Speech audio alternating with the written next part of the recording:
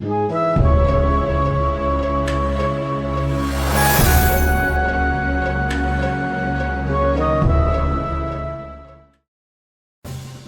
year is 1942, and 1943 somehow. The war seems endless, but there is hope, and it lies in the skies. I have tasked you, unnamed hero, and you alone, to take on this insurmountable operation and bring the war to an end. Head to the Super 8 in Hangar 55 to do the retrospective thing. You know, this game was released in this year and all that stuff. Godspeed. Okay, let's do this. 1942, released in 1984. 1943, released in 1987. Both on the Nintendo Entertainment System, and both by Capcom. Let's hit the skies.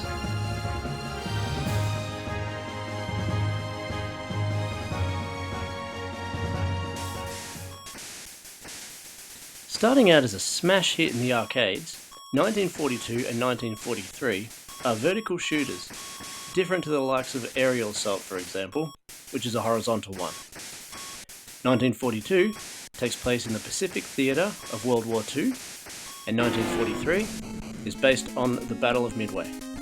Enemy forces are descending upon Midway Island, over land, air, and sea. You must intercept them and blast them out of the sky. As the top gun of the Navy's elite crew of fighter pilots, only you can turn the tide against the formidable enemy fleet. Will it be victory or defeat? The outcome of history's most fateful air-sea battle rests in your hands. Wow, air-sea battle. Now that's a name I have not heard of in a long time.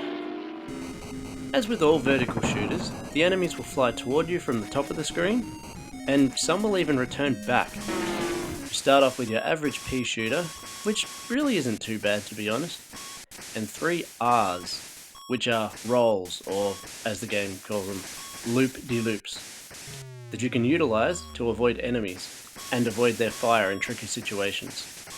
Holding down shoot auto shoots, but pressing shoot will make you shoot faster. There are 32 stages to sludge through, and after 8 stages you will face a boss. This game is one hit kill, but you do have unlimited continues. Now, when it comes to 1943, it plays quite a bit differently.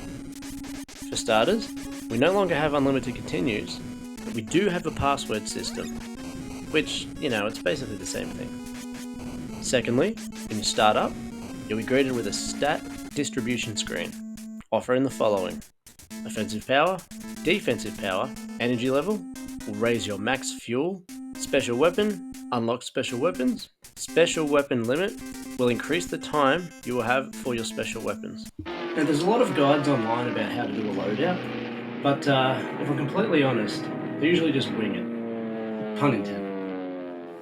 After that, it's takeoff time. Now, thankfully there are no more one-hit kills here.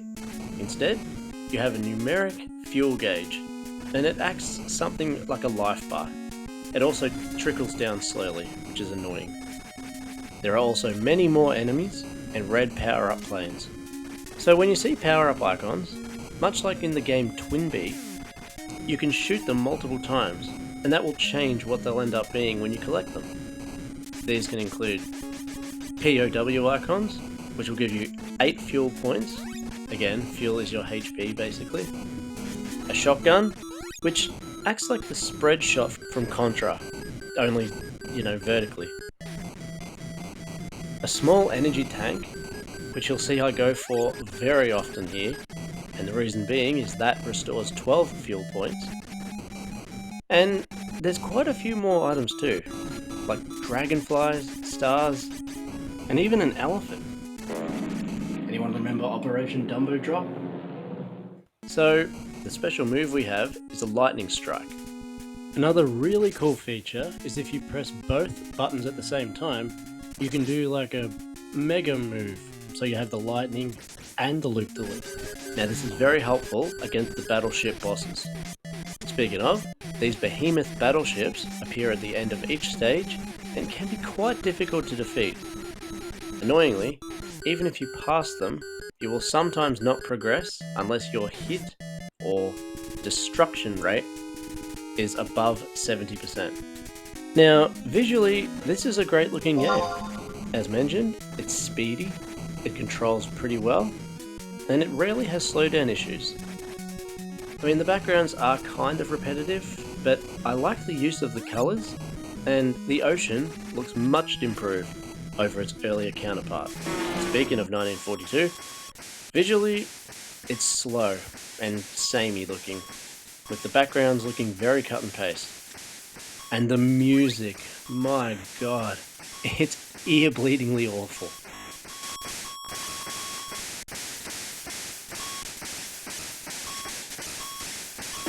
On the flip side of that, 1943's music is great. It's bouncy, catchy, and triumphant sounding tracks make you want to keep pushing forward. So I never played either of the games growing up, but one of my first batch of games I ever got, and a very early gaming memory for me, comes in the form of an unlicensed HES game called Sidewinder. Now, I went over HES a little bit, way back in episode 5. But to cover it again, basically HES was a pirate company that released unlicensed NES games, and some other consoles too. These games were usually clones of popular arcade games, and some of them came in these crazy form factors. I'll just put it on autopilot here for a sec. Look at this. This is a HES card. And this is how you make it work. It's called piggybacking. Weird, huh? What's that noise? Ooh, right.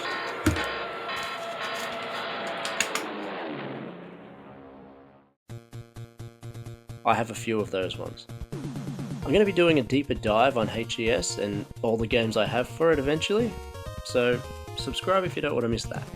Now, the reason Sidewinder resonates with me so much is it was one of the very few video games my dad played with me, and maybe the only one he actually enjoyed playing. So it will always be dear to me. Now these days, you can play the arcade versions of both games on Capcom's Arcade Stadium, plus a slew of classic arcade games from Capcom. There's even a sequel. It's a great package, available on all modern platforms. Now, both of these are infamous titles that sold very well for the time. So with that in mind, a loose cart will run you about $40, and complete is going to be around 80. Now the interesting thing is, it's basically the same for 1943. So, 40 for a cart, 80 for complete. These are fondly remembered games. So, that was my first double episode, 1942 and 1943. Now 1942 was kind of disappointing, to be honest. Graphically there's not a huge difference between the two, but the music is just terrible. The gameplay is a bit laggy, like a bit slow, compared to its counterpart. And although it does have unlimited continues, that definitely helps. It's just a slog to play, unfortunately, yeah. So, yeah, that's that one. Now, 1943, on the other hand, is an upgrade on the previous in nearly every way. Its stat distribution screen gives the game depth and strategy, missing from the previous.